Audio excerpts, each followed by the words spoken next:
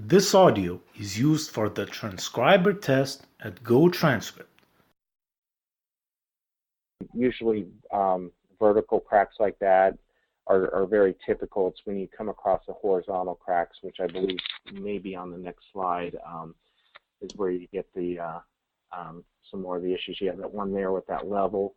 That's actually a house I did where everything kind of looked normal, but the more I looked, the more I noticed that, hey, that's a vertical crack, and then I put the level up there, and sure enough, it's hard to see from that area, but the bottom is pretty much flush with the wall, and then the top there's a little bit of a gap, and you can see that there's definitely been some vertical water pressure or forces pushing on that wall that is giving you a horizontal crack.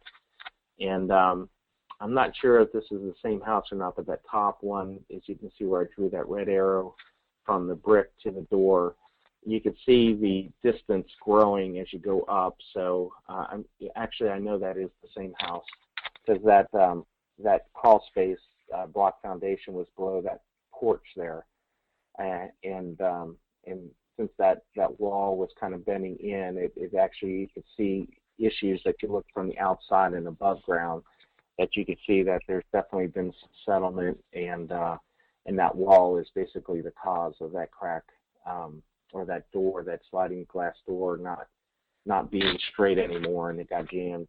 You know, the door wasn't sliding as it should because it wasn't, a true 90-degree angle anymore.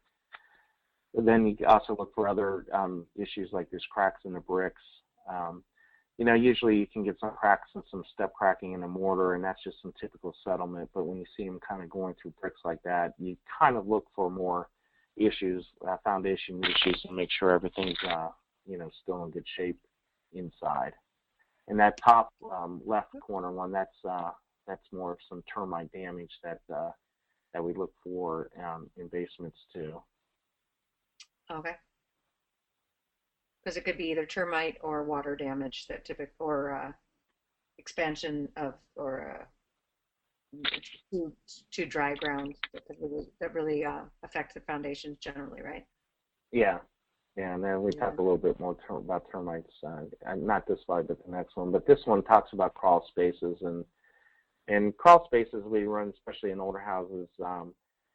Back in the days, they just built the crawl space and then let it go. But nowadays, we know that you want to make sure that all the debris is removed, and that there should be a moisture barrier to keep the humidity level underneath in the crawl space to a minimum, because that's where the moisture comes from, is from the ground. So you want to make sure that there's a good moisture vapor in there, and also insulation either along the walls or on the bottom of the floor, if it's a living area above, will help with the cold and the heat in the summer and the winter, and help make your house a little more efficient. So we look for that. This audio is used for the transcriber test at GoTranscript.